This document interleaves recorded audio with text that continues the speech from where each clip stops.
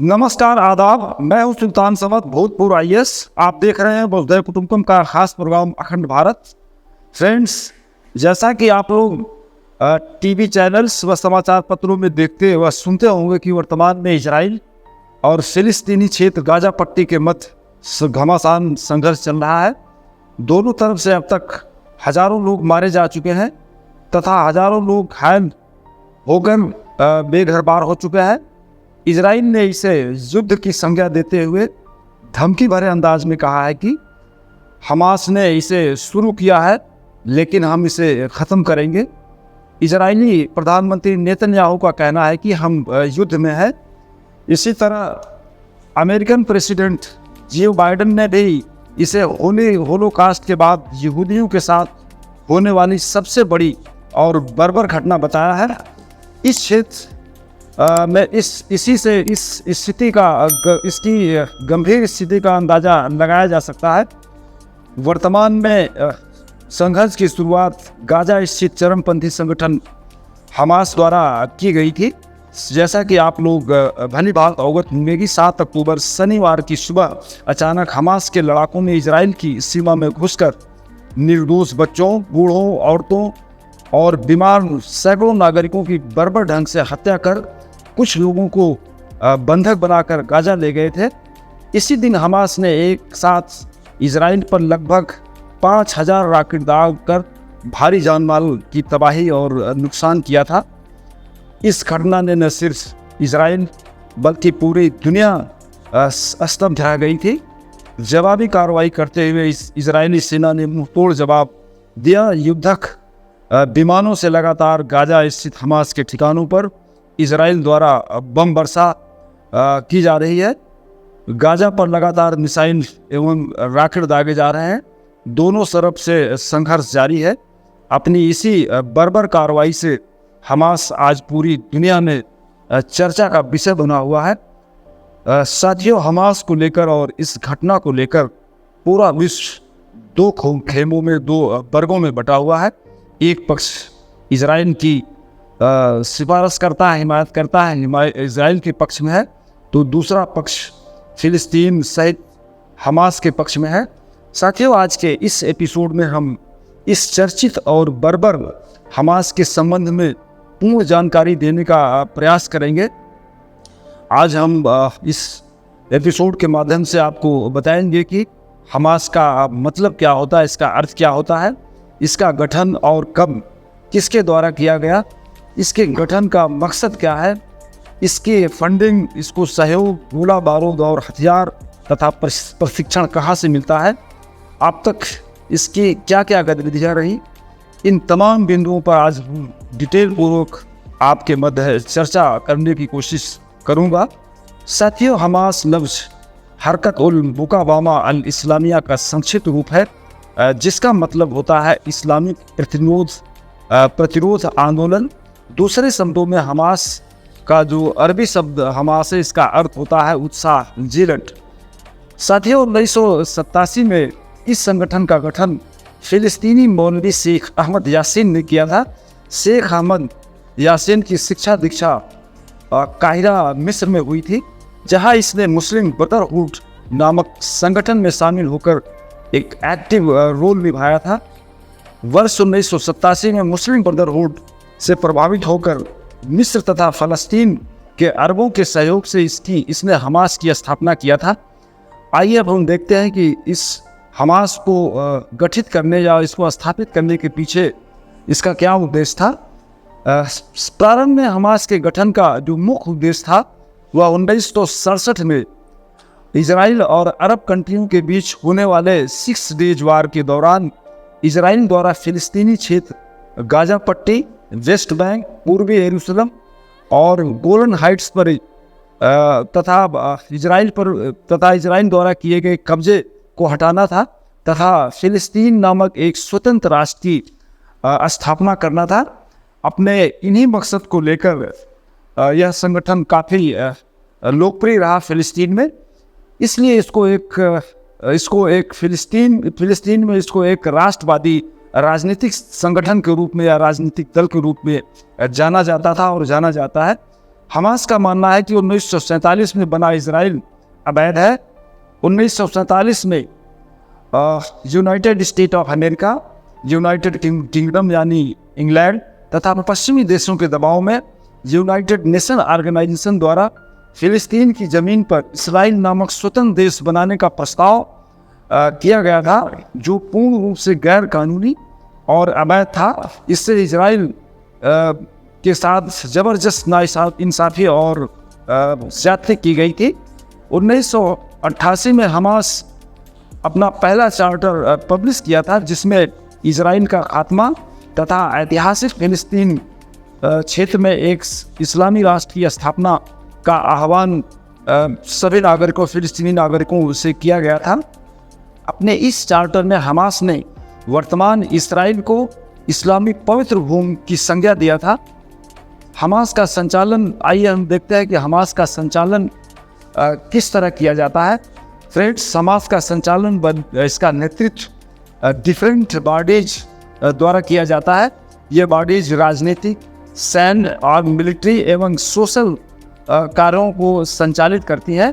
Hamas की नीति या इसकी पॉलिसी एक कंसल्टेटिव बॉडी द्वारा निर्धारित की जाती है, जिसे पोलित ब्यूरो कहा जाता है। हमास का मुख्यालय वर्तमान में गाजा में स्थित है, जहां से हमास की गतिविधियों का और इसके प्रशासन का संचालन किया जाता है। 1990 के दशक के अंत में हमास इजरायली फिलिस्तीनी संघर्ष में शामिल हुआ था। हमास 2006 में गाजा पट्टी में चुनाव जीतकर तब से सत्ता में काबिज है। फिलिस्तीनियों का मुख्य राजनीतिक दल अल फतह है, जो फिलिस्तीनी क्षेत्र वेस्ट बैंक में शांतिप्रिय ढंग से सत्ता का संचालन कर रहा है। यह पैलेस्टीनी नेशनल अथॉरिटी की एक विंग है। साथियों, हमास 2007 में अपने राजनीतिक प्रतिद्वंदी फतह को, जिसका शासन गाजा पट्टी पर भी था, गाजा से खदेड़ कर तब से 2007 से गाजा क्षेत्र में एक छत्र राज कर रहा है। गाजा में लगभग 20 से 22 लाख अरबी फिलिस्तीनी निवास करते हैं, जिनमें हमास की संख्या सिर्फ और सिर्फ 25 से 30 हज़ार के बीच है। वेस्ट बैंक के फिलिस्तीनी शांत प्रिय है तथा डेमोक्रेटिक वे में फिलिस्तीनी राज्य की स्थापना के लिए आंदोलन आदि करने का प्रयास करते रहते हैं। हमास को लेकर वर्तमान में पूरी दुनिया दो गुटों में बटी हुई है। अमेरिका और यूरोपियन कंट्री सहित सारे देश फिलिस्तीन के पक्ष में हैं, और अरब कंट्रीज और दुनिया के कुछ देश इजराइल और हमास का समर्थन कर रहे हैं। वर्तमान में यूएसए, कनाडा, जापान, इजराइल सहित यूरोपीय संघ के देशों ने हमास को एक आतंकवादी संगठन घोषित कर रखा है, जबकि रूस, चीन, ब्राज़ील, मिस्र, नॉर्वे, सीरिया, तुर्की, ईरान सहित मुस्लिम देश हमास को आतंकवादी संगठन नहीं मानते। इसे एक राजनीतिक संस्था या राजनीतिक दल के रूप में रिकॉग्नाइज करते हैं। साथियों, आइए हम देखते हैं कि इस हमास नामक क्रूर संगठन की लीडरशिप किसके द्वारा की जाती है, इसकी फंडिंग और इसको प्रशिक्षण आदि कहाँ से मिलता है, इस पर हम चर्चा करते हैं, आपको जानकारी देने का प्रयास करते हैं। वर्तमान में वर्ष 2004 में हमास के संस्थापक शेख अहमद यासीन की इजरायली सेना द्वारा मार कर हत्या किए जाने के बाद यह संगठन धीरे धीरे और हिंसक होता गया।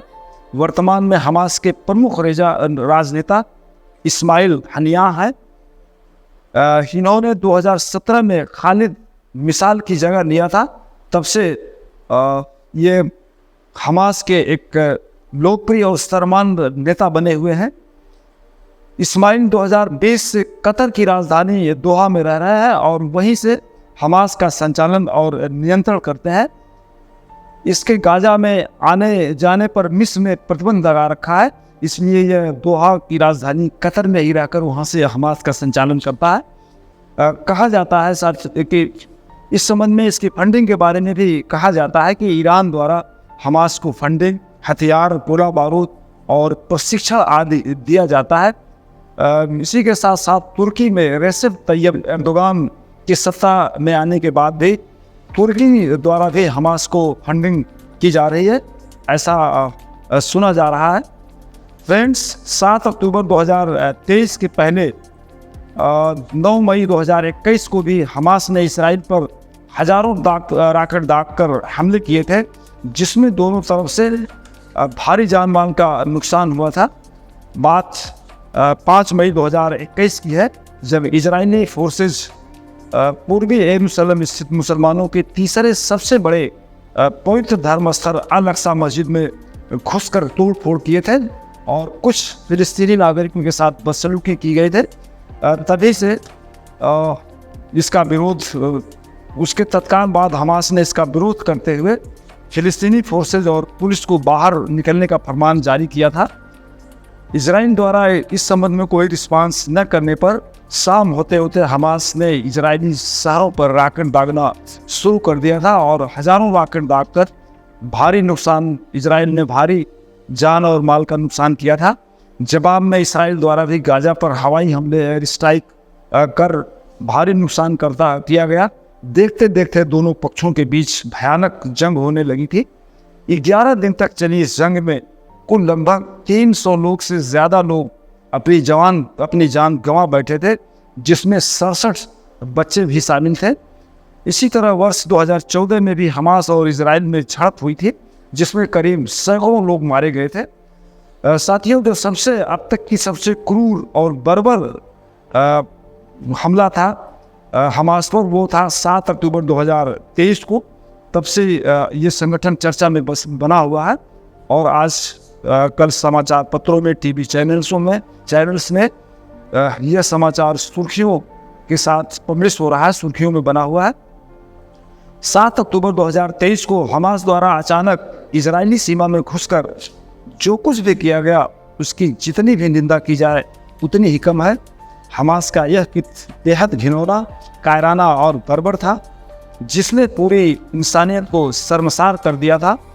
लगभग यह एक तल्ख हकीकत है कि 1947 में फिलिस्तीनियों की सरजमीन पर इजराइल नामक देश को बसाकर यूनाइटेड नेशन ऑर्गेनाइजेशन द्वारा फिलिस्तीनियों के साथ घोर नाइंसाफी और अन्याय किया गया था और बाद में भी इजराइल ने यूनाइटेड नेशन ऑर्गेनाइजेशन द्वारा फिलिस्तीन को दिए गए भूभाग पर भी कब्जा कर लिया गया था। यह एक सत्य है, लेकिन अब व्यवहारिक पक्ष यह भी है कि 1948 में इजराइल एक स्वतंत्र राष्ट्र बन चुका है। यूनाइटेड नेशन ऑर्गेनाइजेशन सहित सैकड़ों देश इजराइल को मान्यता दे चुके हैं। वर्तमान में इजराइल एक विकसित और संपन्न देश है। उसके पास एक मजबूत सेना है, अत्याधुनिक हथियार है।